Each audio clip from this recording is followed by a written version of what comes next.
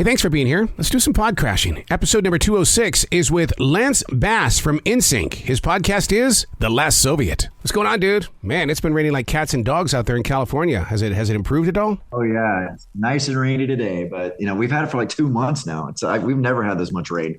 But you know what's great about that, Lance, is that those lakes are filling up. The beauty of that area can really start coming back in a very fresh way. It is. It's the most gorgeous. Everything is green. We had snow-capped mountains for a long time. It actually snowed here for the first time in 20 years. So yeah, it's been. I love it. It's beautiful. We need as much rain as we can get. Can you imagine being up in space right now, watching this taking place? Yeah, it would be a very gorgeous view, that's for sure. Wow. I got to congratulate you on the Last Soviet podcast. And the reason why is because we should be knowing the history of all astronauts and cosmonauts. We can teach our kids history lessons, but we always, especially when it comes to space, it's all about the Apollo days. And we do learn about Yuri Gagarin, the first man in space, but it's a blip on our radar.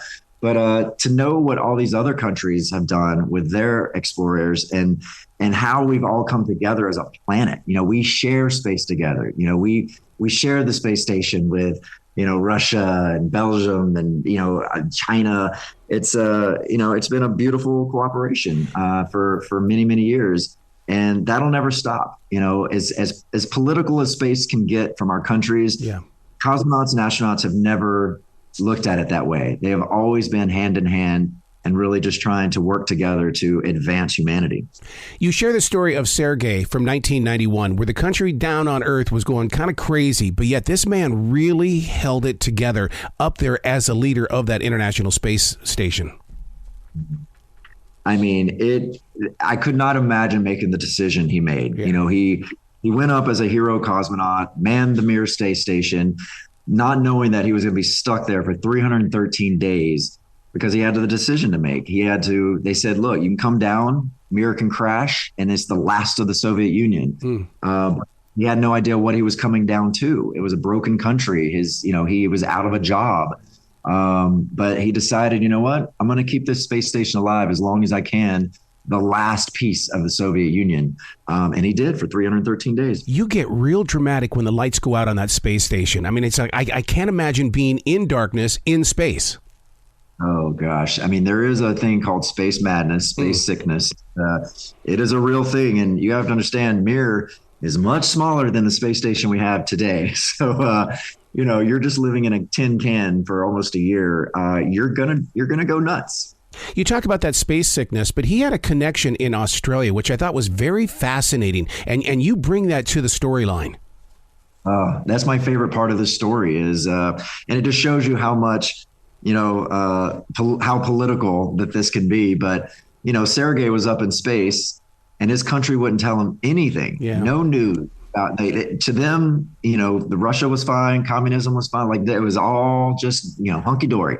But it was this woman, Maggie, in a little small town in Australia that connected on the ham radio one day, and they became friends. And she was his only lifeline to what was happening on Earth.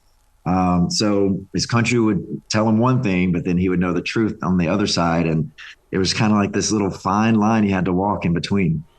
With you doing the research on Sergei, and I'm sure there's going to be more people you're going to be diving into because you've now got the power of the podcast and you can bring these stories forward. Do you think of this as being training grounds for Violet or Alexander so that maybe one day they'll fly into space and know the history? Yeah, I do. I really do think in their lifetime, it'll be so much easier for them to be able to experience a space trip. I personally, it would be fun to go up and like a roller coaster, float around and come back down. But, my mission has always been to live on the ISS, do my experiments, and really help the planet. But when my kids are much older, I hope it is just like going to Disney World and be like, all right, jump on, you're going to space. You'll be back in 10 minutes.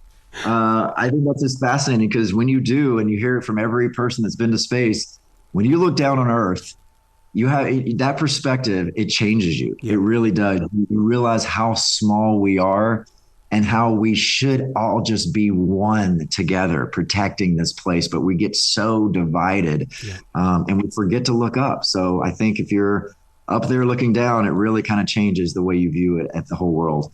If you would have passed that test, did you expect to write music in space? Because I would have loved to have heard that. I mean, you could have actually been the real Ziggy Stardust. Yes, I was definitely planning on writing some stuff in space. I'd already started writing a song during my training. But I definitely needed to fly to space to finish it because I had lots of ideas. And, there's definitely been performances in space. Chris Hadfield, of course, our very famous Canadian astronaut, amazing guitar player, and one of the first people that ever taught me how to play some songs on the guitar while I was in Russia. So, yeah, I mean, people, it's an odd thing, but astronauts and cosmonauts love two things: making their own beer, which is weird, and they love music. so it was fun. As a child, how did you play space? I tipped over the doghouse and I climbed in there like a module, and I would walk in slow motion pretending I was on the moon. Oh yeah. Yeah. I had one of those little rocking chairs where my sister and I would pull us back and we would shake ourselves like we were, walking into space. And it was the same chair I would play Top Gun on Nintendo, and I'd feel like I was a fighter pilot. Wow. Well, congratulations on the last Soviet. I look forward to talking to you many more times in the future about how you're going to really dive deeper into this. And so hint, hint, wink, wink. I really want to hear more because you are a brilliant storyteller and sharer. And this is what a podcast people need to dive into. Oh, thank you. Yeah, I plan on bringing lots of true stories to light, which I'm honored to be able to do that. All right, bud. Will you be brilliant today, okay? All right. Thank you so much.